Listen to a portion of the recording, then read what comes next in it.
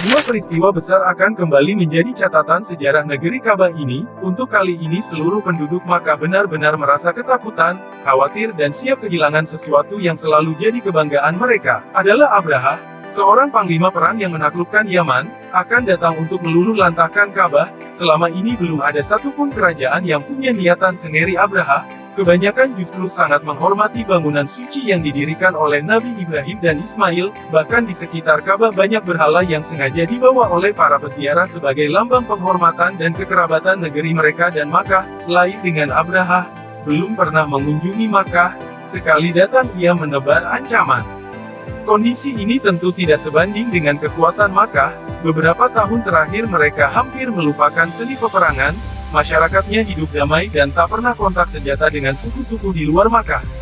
Sebenarnya, antara kerajaan Abraha di Yaman dan Makkah tidak pernah terjadi konflik, hanya saja sebuah peristiwa kecil tapi cukup memalukan telah memicu kemarahan raja asal Najasyi itu. Cerita singkatnya, Abraha berhasil menaklukkan Yaman dan membangun sebuah gereja. Awalnya Abraha adalah penguasa yang punya pribadi luhur. Seiring waktu pertahanan dirinya ambruk menghadapi kenyataan bahwa tiap tahun penduduk Yaman selalu pergi ke Makkah membuat ia terbius sifat materialistis. Akhirnya sebuah kesimpulan ditarik dengan rapi, ia akan mendirikan bangunan suci berupa gereja di daerah sana.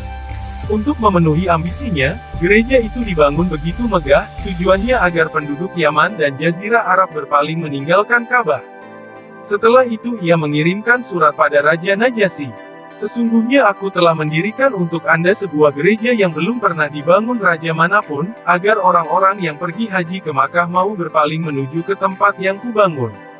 Mendengar berita itu, Malik bin Kinanah, seorang penduduk Makkah yang sedang berada di Yaman, merasa geram. Ia langsung pergi ke gereja itu dan buang air besar di sana, kemudian kotorannya dioleskan ke tembok gereja. Mengetahui hal itu Abraha naik pitam, kemarahannya membuncah. Tempat suci yang ia bangun telah dihina, ia akan membuat perhitungan dan Ka'bah akan menjadi sasarannya.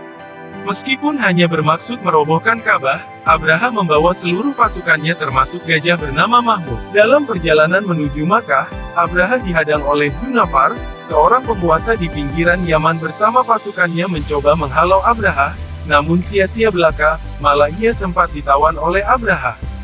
Di daerah Hatsam, Abraha kembali mendapatkan perlawanan dari Nufail bin Habib dan sebagian penduduk pinggiran, namun usaha mereka juga mudah dipatahkan. Ketika sampai di Taif, penduduk setempat dan beberapa lelaki sakit menemui Abraha. Ketika itu Taif juga mempunyai tempat suci, mereka memastikan agar Abraha tidak salah sasaran dan malah merobohkan kuil berhala Lata mereka. Setelah hampir sampai di Makkah, pasukan berkuda pimpinan Al-Aswad bin Mas'ud diperintahkan untuk merampas unta-unta ternak milik penduduk, juga mengutus Hanatah bin Al-Humairi untuk berunding dengan pemuka Quraisy. Abraha berpesan, tanyakan siapa pembesar Makkah, sampaikan bahwa kedatanganku bukan untuk berperang melainkan hanyalah untuk merobohkan Ka'bah. Tidak sulit menemukan pimpinan Makkah, sesungguhnya Raja Abraha mengutusku untuk mengabarkan bahwa kedatangannya bukan untuk berperang, akan tetapi hanya untuk merobohkan Ka'bah lalu pergi.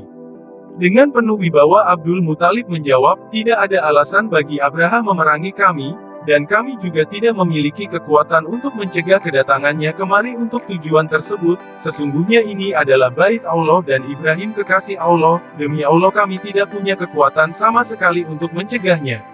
Pembicaraan tidak sampai di situ saja, Abdul Muthalib mencoba menemui Abraha langsung bersama beberapa keluarga. Kedatangan Abdul Muthalib membuat Abraha terkesan, sampai-sampai Abraha mau duduk di atas permadani untuk menemui pemuka Quraisy itu.